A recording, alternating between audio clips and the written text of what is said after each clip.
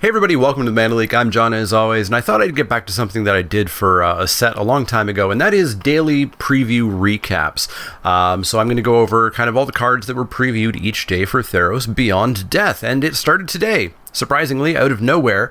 I expect there won't be another one of these videos for probably a couple of weeks, and then during a actual preview season, which I imagine is going to start December 30th or so, I'll just do a recap of the previews that came out that day. Kind of get your place to go to get all the quick hot takes on the cards. Now, I will still be doing a set review in the beginning of January, so we won't go super in-depth into how I think these cards are going to be exactly graded and limited, and of course, we've seen basically none of the set so far, so I can't even do that. But I thought it'd be good to just talk about the cards each day. So GameSpot today revealed the Planeswalkers and a god. So we've got some stuff to talk about, a lot of stuff here. We've got Ashiok Nightmare Muse as the first card, which is 3 blue-black for a legendary Planeswalker Ashiok at Mythic. They start with 5 loyalty. For +1, create a 2/3 blue and black Nightmare creature token with, whenever this creature attacks or blocks, each opponent exiles the top 2 cards of their library. It's kind of like Nightveil Spectre, but it doesn't fly. Thankfully, otherwise we might have another Oko on our hands here. And also you can't cast the cards, it just exiles them. We'll get to that in a little bit, though. -3, return target non-land permanent to its owner's hand, then that player exiles a card from their hand. So ideally their hand's empty, you bounce it, and they have to exile it. -7, you may cast up to 3 face-up cards your opponents own from exile without paying their mana cost. So that's where the Nightveil Spectre light exile ability comes into play. And of course you can cast other things. You can cast their adventures, etc. Ashiok seems really cool. I'm really excited to play with them in Limited. They definitely have some very interesting effects that I could see being played in Constructed in various formats. 5 mana is a little tiny bit expensive for a Planeswalker. They tend to need to be very impactful at 5 mana. They're definitely not Oko, that's for sure. But I'll be interested to see how they shake out. But all I know is in Limited, I really want to play this. I really like everything about this. Blue-black is one of my favorite color combinations.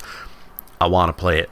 Next up is the first god that we've seen from Theros, Athreos Shroud-Veiled. Athreos is 4 white-black for a legendary enchantment creature god at Mythic. It's a 4/7 indestructible creature. However, like all previous Theros gods, as long as your devotion to white and black is less than 7, Athreos is not a creature.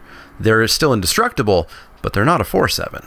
Devotion, of course, for those who don't know, is the number of pips of that color that you have. So Athreos themselves contributes 1 white and 1 black devotion, and so all you need is 5 other white and or black color pips to count towards 7 to actually turn Athreos on. Athreos has more text, of course. At the beginning of your end step, put a coin counter on another target creature. This happens regardless of if Athreos is a creature or not. Whenever a creature with a coin counter on it dies or is put into exile, return that card to the battlefield under your control. This is a cool little callback to Athreos' first ability, where your opponent had to pay life to not allow that to happen. In this case, they can't stop it from happening, but it doesn't happen for every creature. You do have to have put a coin on them first. Athreos seems pretty cool as well. I really like the Theros gods. You've probably heard me talk a lot about how much I hate the Amonkhet gods and the return of the Amonkhet gods. That's because Devotion, I think, is great. Devotion is really easy to interact with. I might not be able to kill Athreos, but if I kill your 1 white creature, I still kind of kill Athreos. The effect still happens, but the 4/7 indestructible, momentarily gone. I actually like the Theros God design. I'm fine with it coming back. Keep gods like this, not like what we've seen before. The ability itself is pretty cool, although I think this is definitely a commander card.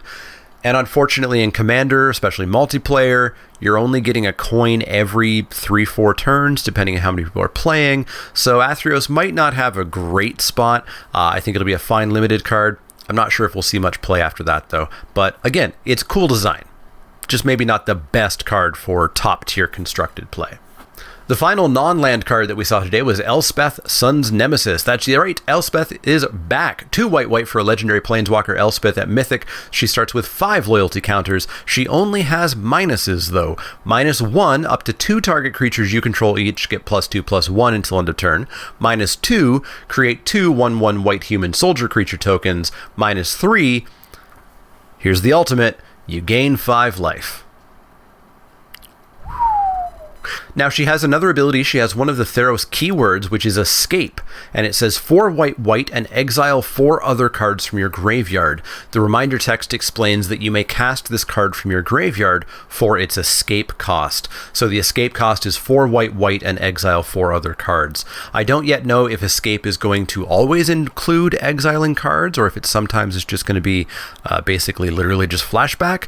But yeah, it's an interesting little mechanic. It gives this Elspeth some extra usability, since she's going to end up dying due to either loyalty death or getting hit after doing one of these loyalty things. So it's good that she can come back, but none of the effects are really that impactful. +2/+1 to 2 creatures, okay, I'm not going to say no.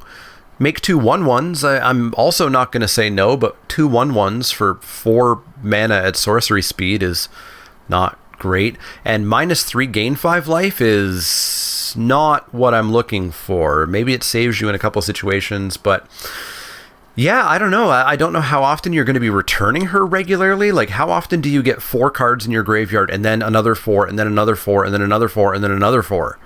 That's pretty hard, especially in limited. In constructed format, sure, you can work around it. But Elspeth seems really, really, really weak. I'm sure she's going to have some usability. I'm sure she's going to see some place somewhere a little bit. I'm probably never going to say no to her in limited, but she's definitely not a strong planeswalker. Now, we did also get to see the fancy extended alternate, or I guess this is technically borderless planeswalker art, just like we had in Eldraine with the Royal Scions and Oko and Garruk. There is alternate art borderless planeswalkers that will show up in packs and also in the inevitable collector's edition booster pack. So we got to see the Ashiok one, which is a really cool, like, Therosian statue with Ashiok holding 2 skulls. Looks really, really cool. And we also got to see Elspeth's, which is Elspeth's statue, with her really strange looking godsend, which seems a little bit corrupted after her time in the underworld. We also see her stabbing Xenagos on the left hand side in the relief, and what looks like Heliod on the right hand side. Possibly a little bit of a hint that Elspeth's going to kill Heliod. I don't think we didn't not see that coming, but maybe this does tell us a little bit about the story and the end of the story already. The last cards that we got to see today were the full art basic lands. They're skies. It's the Sky of Nyx in the shape of the white, blue, black, red, and green mana symbol as your plains, islands, swamps, mountains, and forest.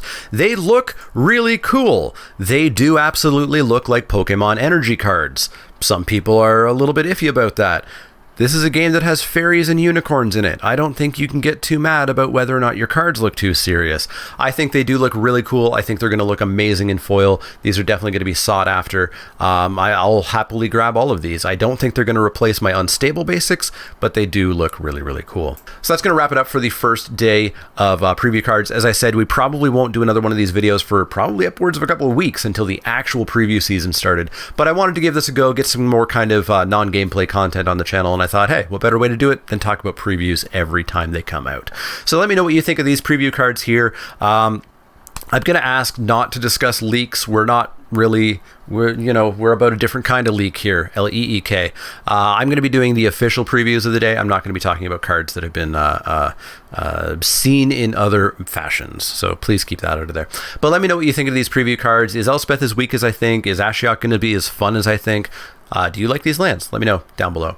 As always, you can go on over to Twitch, Facebook, or Twitter to check me out there. You can find me at patreon.com/manaleak if you want to help out the channel financially that way, get access to Discord, and earn your way towards a playmat, etc. You can go to the inksgaming.com website and use the promo code manaleak10, all one word, 10 is the number, to get 10% off your order and help the channel out that way. And the easiest way that you can help out, of course, is to like, share, subscribe. But let me know what you think of these cards, and I will see you all next time.